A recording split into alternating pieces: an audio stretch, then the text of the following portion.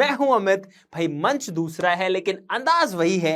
आप में से ज्यादातर लोग मुझे वैसे तो क्रेजी एक्सवाईजी के नाम से जानते होंगे, लेकिन अगर जिनको नहीं पता है कि ये क्रेजी एक्सवाईजी क्या है तो भाई सिंपल है, यूट्यूब पर जाओ, सर्च करो क्रेजी एक्सवाईजी, आपको हमारा चैनल मिल जाएगा। हमारे यूट्यूब पर 21 मिलियन सब्सक्राइबर्स हैं।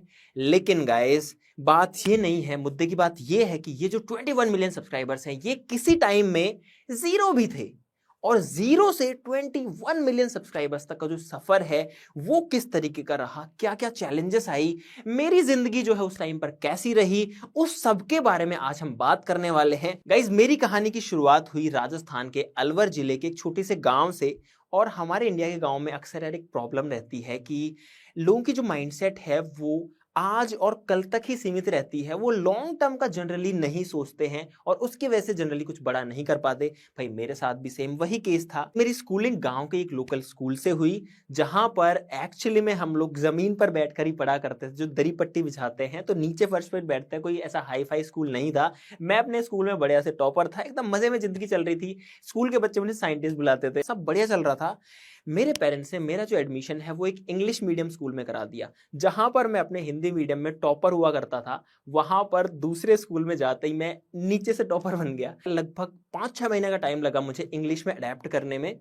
लेकिन जब मैंने अपनी 10th क्लास पास करी 2 साल इंग्लिश मीडियम में रहने के बाद में, तो मैंने ठीक ठाक बढ़िया 9.8 CGPA अपने क्लास में बना ली थी, जो कि मेरे लिए तो बहुत बड़ी बात थी। पहला चैलेंज यहाँ खत्म हुआ। लेकिन जैसे ये हुआ उसके बाद में आया दूसरा चैलेंज कि अब आगे क्या करना है।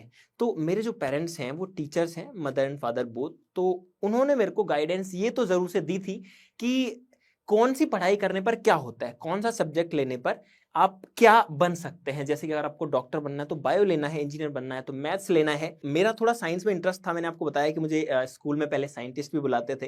तो इसीलिए मैंने डिसाइड किया कि मुझे इंजीनियरिंग करनी है। इंजीनियरिंग के लिए IIT सबसे बेस्ट ऑप्शन है, लेकिन वहां पर जाने के लिए बहुत मेहनत करनी पड़ती है, कोचिंग वगैरह करनी पड़ती है। मैंने बोला अपने पेरेंट्स को कि मुझे IIT में जाना है, तो उन्होंने मेरा एडमिशन कोटा में करवा दिया, जहां पर मैं एक कोचिंग इंस्टीट्यूट से पढ़ा। वहां पर अपने चैलेंजेस थे, लेकिन वो पढ़ाई वाली बात थी जिसमें मुझे ज्यादा प्रॉब्लम्स नहीं थी। और मैंने 12th क्लास के साथ में IIT में एडमिशन ले लिया। IIT रुड़की में मेटलर्जिकल एंड मटेरियल्स इंजीनियरिंग में मेरा सिलेक्शन हो गया बीटेक के लिए। और मेरा जो